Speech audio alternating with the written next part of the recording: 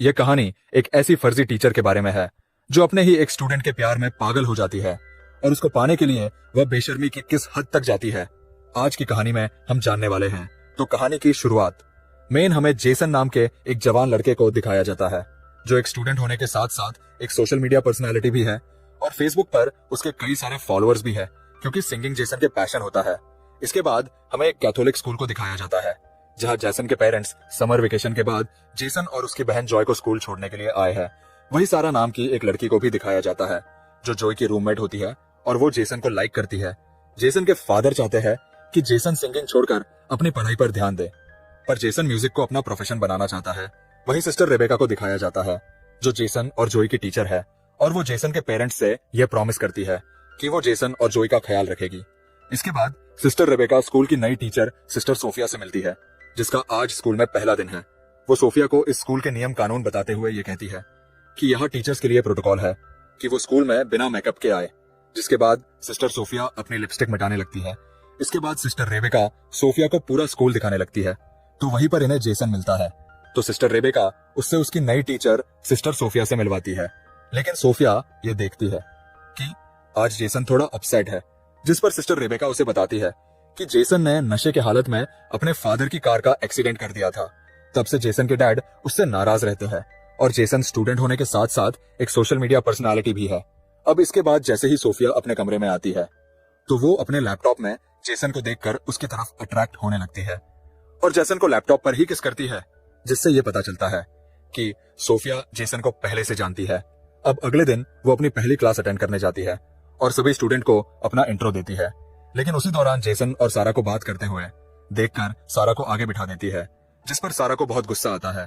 लेकिन यह देखकर जेसन की बहन जॉय को थोड़ा अजीब लगता है क्योंकि कैथलिक स्कूल में टीचर इस तरह का रूड बिहेव नहीं करते हैं। अब जैसे ही सोफिया बुक ओपन करती है तो जॉय कहती है कि क्लास शुरू होने से पहले सभी प्रेयर करते हैं। जिसके बाद सोफिया खुद प्रेयर करने के बजाय वो जॉय को प्रेयर करने के लिए कहती है। जिसके बाद जॉय प्रेयर करती है और उसके साथ सारे स्टूडेंट भी प्रेयर करने लगते हैं। तभी जॉय देखती है कि सोफिया प्रेयर नहीं कर रही और वो ये बात अपने भाई जेसन को बताती है। तभी जेसन को उस समय सारा का मैसेज आता है, इसलिए वो जॉय की बात पर इतना ध्यान नहीं देता। अब स्कूल के बाद सोफिया जेसन से मिलकर पूछती है कि क्या सारा तुम्हारी गर्लफ्रेंड है? तो जेसन कहता है कि मेरी कोई गर्लफ्रेंड नहीं है। ये सुनकर सोफिया बहुत खुश होती है, पर अगली सुबह वो जेसन और सारा को किस करते हुए देख लेती है और जेसन को क्लास में भेजकर सारा को डांटने लगती है। जिस पर सारा कहती है कि तुम मुझे नहीं जानती, मैं उस आदमी की बेटी हूँ जो इस स्कूल को फंड दिया करते हैं। लेकिन सोफिया को इस बात से कोई फर्क नहीं पड़ता और वो उसे जेसन से दूर रहने के लिए कहती है। अब क्लास के बाद सोफिया जेसन को रुकने के लिए कहती है और उसे कहती है कि तुमने तो कहा कि तुम्हारी कोई गर्लफ्रेंड नहीं है, फिर तुम सारा के साथ क्या कर रहे थे?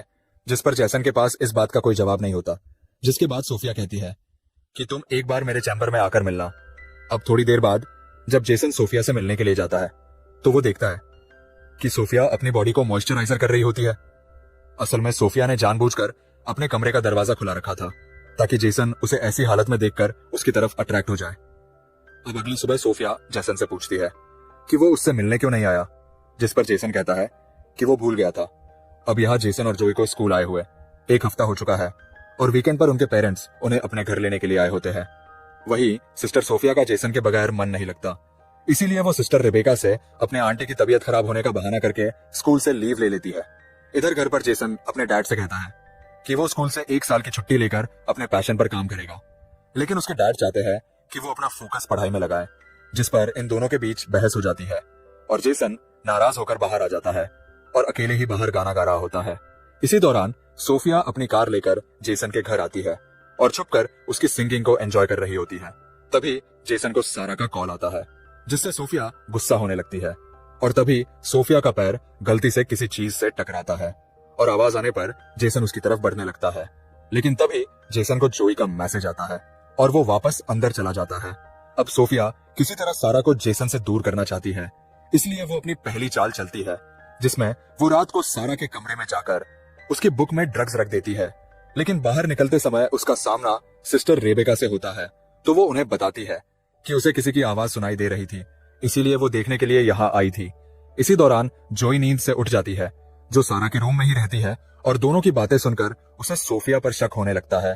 अब अगली सुबह क्लास में सोफिया सारे स्टूडेंट्स को वही पेज ओपन करने के लिए कहती है जिस पर उसने सारा की बुक के उसी पेज में ड्रग्स रखा था। जिसके बाद वो सारा को ड्रग्स के साथ पकड़ लेती है और उसे कहती है कि तुम्हें इसके लिए बहुत बड़ी सजा मिलेगी। जिसके बाद इस बात की खबर पूरे स्कूल में फैल जाती है, जिससे सारा को स्कूल से सस्पेंड कर दिया जाता है। इसके बाद सोफिया सिस्टर रेबेका से कहती है कि आपको इस स्कूल की रेपुटेशन बचाए रखनी है तो आपको बॉयज के कमरों की भी तलाशी लेनी चाहिए। जिस पर सिस्टर रेबेका जेसन और उसके दोस्तों के कमरों की तलाशी लेते हैं और उन्हें जेसन के बैग से शराब की बोतल मिलती है। दरअसल ये काम भी सोफिया ने ही किया होता है, लेकिन जेसन टीचर को कहता है कि मुझे नहीं पता कि ये बोतल कहां से आई और किसने रखी है। अगर आपने मुझे सस्पेंड कर दिया तो उस काम के लिए मेरी लाइफ बर्बाद हो जाएगी, जो काम मैंने असल में किया ही नहीं। और अगर मेरे डैड को यह बात मालूम हुई तो इस बार ये मेरी जान ले लेंगे। ये सुनकर सोफिया उन्हें एक सुझाव देती है, जिसमें जेसन की सजा ये होगी कि वह एक हफ्ते तक स्कूल के वो सारे काम करेगा जो अक्सर यहाँ की सिस्टर्स किया करती है, और जेसन भी इसके लिए मान जाता है। अब इसके बाद हमें पास्ट का एक सीन दिखाया जाता है कि किस तरह सोफिया ने सोशल मीडिया पर जेसन को देखा और वह उसके सॉन्ग्स और उसके आवाज की फैन हो गई और वह जेसन से मिलने के लिए सोफिया नाम की एक सिस्टर जो उसी स्कूल में ट्रांसफर होने वाली थी, उसका मर्डर करके उसे ठिकाने लगा दिया और उसकी जगह सारे डॉक्यूमेंट्स चेंज करके सिस्टर सोफिया बनकर स्कूल में एंटर हो गई।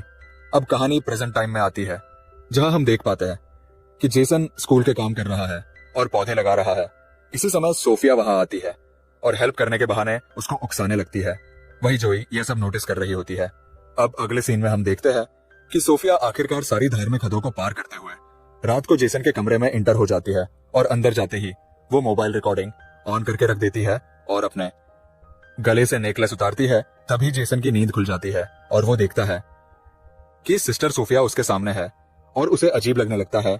लेकिन सोफिया जेसन को अपनी अदा में बहकाने की कोशिश करती है और पास आकर जेसन को किस करने लगती है। लेकिन जेसन को डर लग रहा था कि यह सब पाप है और उन्हें यह सब नहीं करना चाहिए, पर सोफिया के मनाने पर वो उसकी बहकावे में आ जाता है और आखिरकार दोनों एक दूसरे के बिल्कुल करीब होकर इंटीमेट हो जाते हैं। अब अगली सीन में हम देख पाते हैं कि जेसन रिग्रेट होकर चर्च में जाता है फादर से इस बात का कन्फेस करने के लिए कि उसे एक बहुत बड़ा पाप हो गया है। अब वो जैसे ही फादर से माफी मांगने लगता है तभी वह देखता है कि वह फादर की जगह सोफिया है और वो उधर ही आकर उसके गोद में बैठकर उसे किस करने लगती है और एक बार फिर से दोनों वहां पर इंटीमेट होने लग जाते हैं। अब इस इंसिडेंट के हुए एक हफ्ता गुजर जाता है और जेसन अपने घर चला जाता है, जहां उसे सारा का मैसेज आता है जिसमें वो उसे रात की पार्टी के लिए इनवाइट करती है। वही सोफिया भी स्कूल से निकल रही होती है, पर तभी वो सिस्टर रेबेका को किसी और स्कूल के फादर से असली सोफिया के बारे में बात करते हुए सुन लेती है, जिससे उसको यह पता चला है कि वो फादर असली सोफिया को बहुत पहले से जानते हैं। यह सुनते ही वो घबराकर कार की तरफ बढ़ने लगती है, लेकिन तभी सिस्टर रेबेका उसे देखकर कहते हैं कि तुम कहां जा रही हो, जिस पर सोफिया उन्हें अपनी आंटी की मेडिकल इमरजेंसी का बहाना करके वहां से निकल जाती है। अब उसी रात जेसन अपने डैड से कहता है कि वो सारा के घर पार्टी में इनवाइट है, लेकिन उसके डैड उसे जाने से मना कर देते हैं। जेसन सारा के घर जाकर काफी शराब पीता है, जिसके बाद सारा उसे एक कमरे में ले जाती है और दोनों एक दूसरे को किस करने लगते हैं। पर इसी दौरान जेसन को सोफिया के साथ किए हुए इंटीमेट सीन याद आने लगते हैं, जिसके बाद वो एक बियर बोतल लेकर वहां से निकल जाता है, लेकिन उसको पुलिस खुलेआम बियर की बोतल के साथ पकड़ लेते हैं। पर तभी वहां सोफिया आकर पुलिस को बताती है कि जेसन मेंटली काफी डिस्टर्ब है और उन्हें वो कन्विंस करती है कि वो जेसन को जाने दे, जिसके बाद सोफिया की बात मानकर पुलिस उसे जाने देती है। अब जेसन सोफिया से कहता है कि वो नशे की हालत में घर नहीं जा सकता, इसलिए सोफिया उसे होटल के एक रूम में ले जाती है। वहीं हम देखते हैं कि जेसन की माँ उसके डैड को यह समझाने लगती है कि उन्हें जेसन को उसके पैशन के लिए 1 साल का समय देना चाहिए, जिस पर जेसन के डैड मान जाते हैं और उसे घर वापस लाने के लिए जाते हैं। वहीं इधर जेसन को रूम में लेकर आने के बाद सोफिया अपने कपड़े उतारने लगती है ताकि दोनों फिर से इंटीमेट हो सके, पर जेसन को शक होने लगता है कि वो हर जगह उसे फॉलो कर रही है और वो कहता है कि हम दोनों ने आज तक जो भी किया वो वाकई में एक बहुत बड़ा पाप है और मैं इस रिग्रेट से बाहर नहीं निकल पा रहा हूँ और अब आगे से हम दोनों ये सब कभी नहीं करेंगे। लेकिन सोफिया कहती है कि हम दोनों के बीच काफी सिमिलैरिटी है और हम दोनों के ही डेढ़ हमें नहीं समझाते और हम दोनों एक दूसरे से मिले ही इसलिए कि दोनों एक दूसरे के साथ रह सके। लेकिन जेसन सोफिया की कोई बात नहीं मानता और वो सोफिया को उधर ही छोड़कर चला जाता है, जिससे सोफिया को बहुत गुस्सा आता है। वही जेसन के फादर उसे ढूंढ लेते हैं और उसे कहते हैं कि उन्होंने कहीं ना कहीं जेसन को फोर्स किया है और वो उसे सॉरी कहकर उसे एक मौका देने की बात करते हैं। अब अगले दिन सुबह जब जेसन और जोई दोनों स्कूल के लिए निकलते हैं तो सोफिया भी वहां होती है और वो उन्हें देखकर कार स्टार्ट करके जाने लगती है। तभी जोई उस कार को देख लेती है और स्कूल आकर उस कार को ढूंढ भी लेती है और नंबर के जरिए ऑनलाइन चेक करती है, जिससे उसे पता चलता है कि वो कार सोफिया के नाम पर ही रजिस्टर है। जिससे जोई को मेन यकीन हो जाता है कि वो सोफिया ही थी जो उनके घर के बाहर ठहरी थी। वहीं इधर जेसन अपने कमरे में जाता है तो सोफिया उसे बेहोश पड़ी मिलती है, जिससे वो घबराकर उसे होश में लाने के लिए माउथ टू माउथ ऑक्सीजन देने की कोशिश करता है, लेकिन उसे पता चलता है कि सोफिया नाटक कर रही है। जिस पर जेसन सोफिया पर गुस्सा होकर यह कहता है कि मैं इस बारे में फादर को रिपोर्ट कर दूंगा। लेकिन सोफिया को इस बात से कोई फर्क नहीं पड़ता और वो कहती है कि अगर तुमने रिपोर्ट किया तो मैं भी सभी को बता दूंगी कि तुम एक स्टूडेंट होकर किस तरह एक टीचर के साथ बेशर्मी की सारी हदें पार कर चुके हो। अब जेसन समझ जाता है कि वो बुरी तरह फंस चुका है।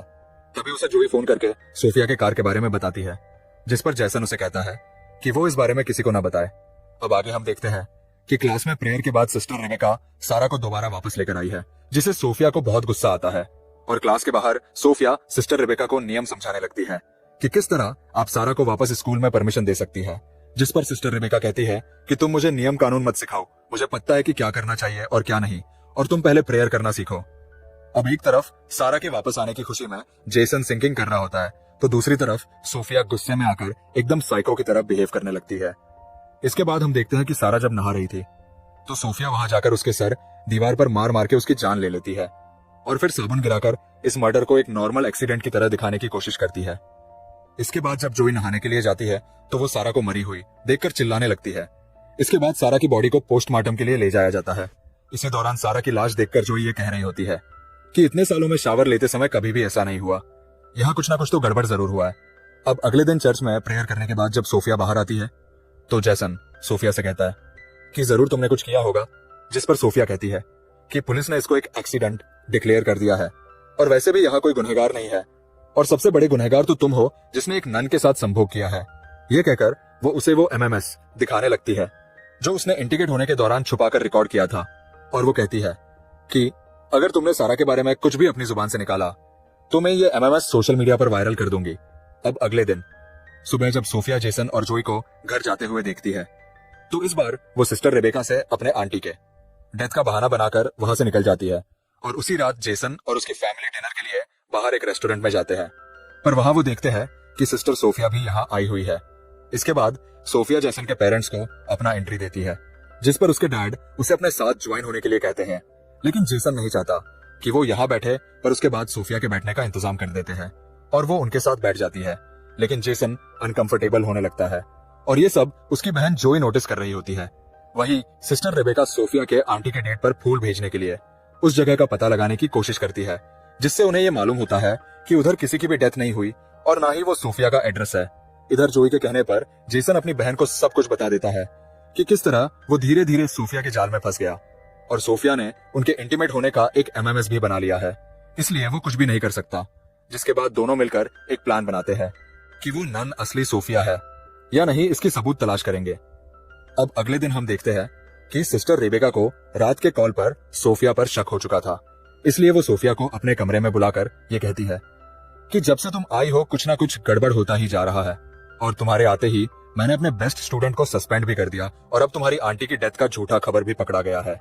ये कहकर वो फादर से कंप्लेंट करने जाने ही वाली होती है, तभी सोफिया एक लैंप से मारकर सिस्टर रेबेका को घायल कर देती है। वहीं हम देखते हैं कि जेसन और जोई सोफिया के कमरे में पहुंच जाते हैं उसके खिलाफ सबूत ढूंढने के लिए, जहां जाकर उन्हें असली सोफिया का लैपटॉप मिल जाता है और साथ ही उस लड़की का लैपटॉप भी मिलता है जो सोफिया बनकर यहाँ आई हुई है, जिसका असली नाम लॉरा है। और वह देखते हैं कि उसने जेसन के कई सारे पिक्चर्स सेव करके रखी हुई है। ये देखकर वह दोनों समझ जाते हैं कि लॉरा पूरा प्लान बनाकर यहाँ आई है। अब ये बात वह सिस्टर रेबेका को बताने के लिए जाते हैं, तभी उनका सामना सोफिया यानी लॉरा से होता है और वह जेसन के हाथ में अपना लैपटॉप देखकर यह समझ जाती है कि उसका राज खुल चुका है। लेकिन वह जेसन से अपने पागलपन का इजहार करते हुए ये कहती है कि तुमने जितने भी गाने गाए हैं वो सब मेरे लिए ही थे, जिससे जेसन और जोई समझ जाते हैं कि यह लड़की पूरी तरह से साइको बन चुकी है। जिसके बाद वो आगे बढ़ने लगते हैं, लेकिन तभी मौका देखकर सोफिया जोई पर लैंप से वार कर देती है, जिससे जेसन गुस्से में आकर उसका गला दबाने लगता है। तभी वह जेसन के पैरों के बीच लात मार देती है, जिससे वो दर्द से गिरकर बेहोश हो जाता है। जिसके बाद वो जोई को फिर से उसी लैंप से मारने ही वाली होती है। तभी वहां पर सिस्टर रेबेका आकर उसके हाथ से वो लैंप छीन लेती है लेकिन वो सिस्टर रेबेका को भी मारने लगती है।